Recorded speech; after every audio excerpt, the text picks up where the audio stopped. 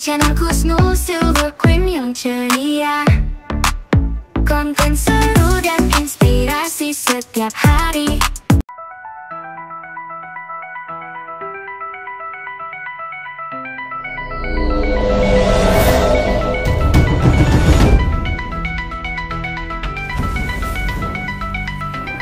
Halo guys, assalamualaikum warahmatullahi wabarakatuh. Kembali lagi bersama aku Husnul Silver Queen.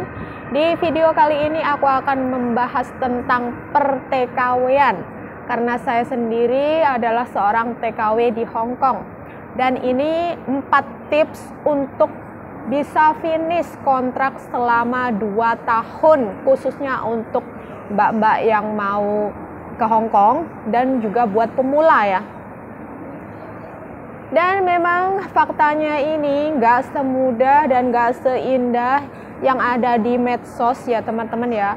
Mbak TKW Hong Kong setiap minggu berlibur, tanggal merah berlibur, terus jalan-jalan, shopping, ke pantai. Ya, nggak semudah itu. Faktanya banyak sekali yang ngedon ketika baru aja masuk ke rumah majikan. Tahu kalau faktanya ikut orang itu nggak enak ya.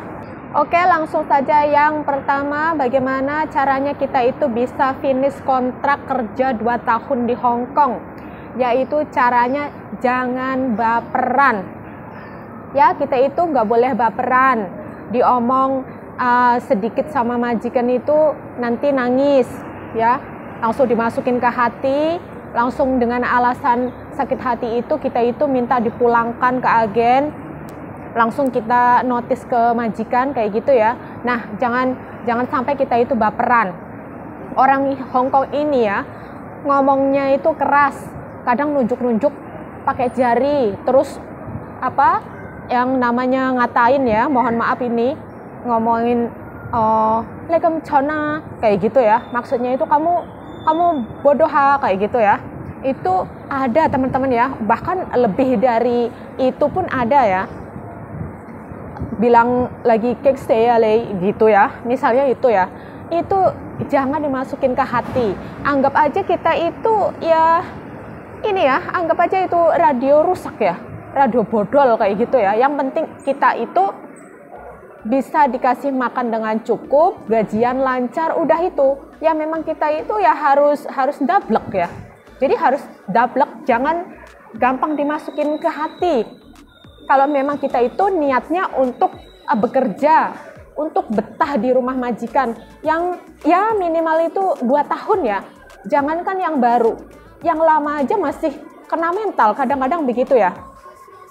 Nah itu yang pertama. Oke, masuk yang kedua adalah agar kita itu bisa finish kontrak 2 tahun di rumah majikan, yaitu harga diri, menjaga harga diri.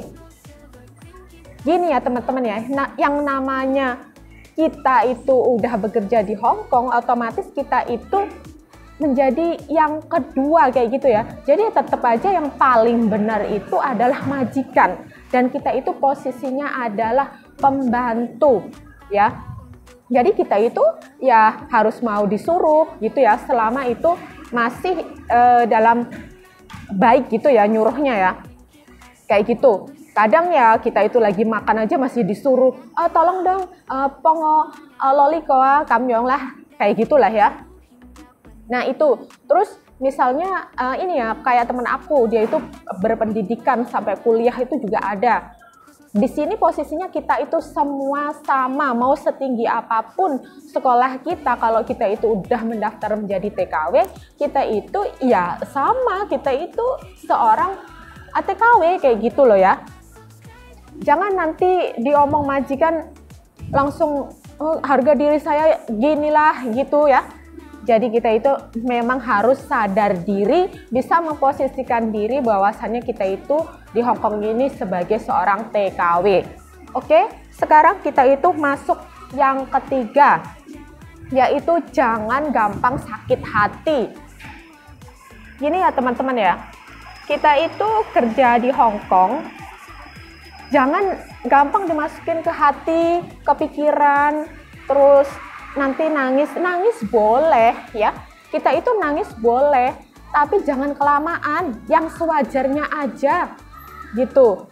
Kalau semuanya itu dimasukin ke hati, ke pikiran, kayak gitu nanti itu nggak bakal betah selama 2 tahun, boro-boro 2 tahun, kayak gitulah. Jadi banyak sekali yang sekarang itu belum sampai potongan gaji selesai ya, masih 2 minggu udah banyak, mohon maaf, yang di interminute ya, terus yang banyak minta pulang, nggak betah. Kalau kita itu potongannya belum selesai, kita pulang, kita itu kan nanti kena denda. Yang kasihan itu orang keluarga di rumah kayak gitu loh, harus membayar denda itu. Kita itu harus mikir bahwasanya kita itu ke Hong Kong dengan tujuan apa, misalnya membayar hutang, mau menyekolahkan anak, mau merubah kehidupan keluarga menjadi lebih baik ya, mau mengumrohkan orang tua misalnya ya. Nah itu kita itu harus kembali lagi ke tujuan awal kita itu ke luar negeri ini mau apa, kayak gitu. Kalau memang kita sudah siap menjadi seorang TKW, ya kita itu harus siap dengan resikonya, kayak gitu. Oke, sekarang kita masuk ke yang nomor 4, yaitu kita itu harus siap bekerja keras. Bekerja keras itu gini ya teman-teman ya, biasanya kalau di rumah sendiri kita itu kalau sakit gitu ya, kita bisa rehat, bisa santai-santai kayak gitu. Tapi kalau kita ini ikut dengan majikan, misalnya kita itu lagi sakit perut gitu, kalau udah waktunya menjemput anak sekolah ya kita itu harus pergi menjemput anak sekolah ya. Jadi nggak bisa leha-leha kayak gitu, yang waktunya kita itu lagi sakit perut disuruh masak, ya kita itu masak. Jadi nggak ada istilahnya, saya kurang tidur, nanti siang saya mau tidur. Kalau memang kita itu nggak ada waktu tidur siang, ya kita nggak akan bisa tidur siang. Begitu, jadi kita itu harus siap dengan resiko ini. Kita bisa kurang tidur, contohnya yang ngurus anak bayi itu, apalagi yang tidak dapat tidur siang kayak gitu, kita kurang tidur, istirahatnya tuh kurang kayak gitu. Nah jadi begitu ya teman-teman ya. Jadi kalau mau finish kontrak ya selama 2 tahun ini, kita itu harus benar-benar siap mental. Siapkan mentalnya, apalagi mendapatkan majikan yang mimi momo, apapun yang dikerjakan salah ya, yang masaknya nggak enak lah, yang asin lah, yang nggak ada rasanya lah, yang motongnya sayur salah lah, yang cara jepit itu ya, jemur baju salah lah, yang ngepel katanya kebasahan, yang kurang kering. Pokoknya itu apa aja salah. Itu ada teman-teman. Dan memang ada yang bertahan itu semua. Ada yang ngasih makannya itu sangat sedikit. Kebanyakan kita yang belinya itu pun ada.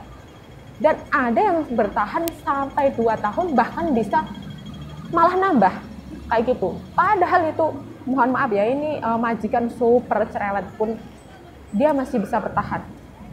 Apalagi yang mendapati orang-orang lansia yang pikun, itu harus super duper sabar sekali menghadapi orang-orang yang udah pikun.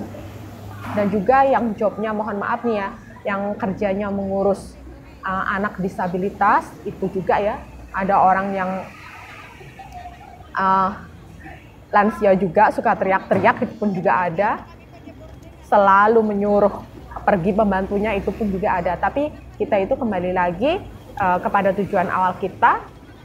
Selama masih kita bisa bertahan, bertahanlah sampai 2 tahun ya, baik untuk pemula maupun untuk yang sudah punya pengalaman di sini, khususnya yang lama. Oke, terima kasih buat teman-teman semuanya. Maaf kalau ada kekurangannya dan salah dalam pengucapan saya mohon maaf. Dan buat pejuang devisa semuanya tetap semangat. Semoga sehat semuanya dan juga tercapai cita-citanya. Bahagia selalu. Amin ya rabbal alamin. Kayau.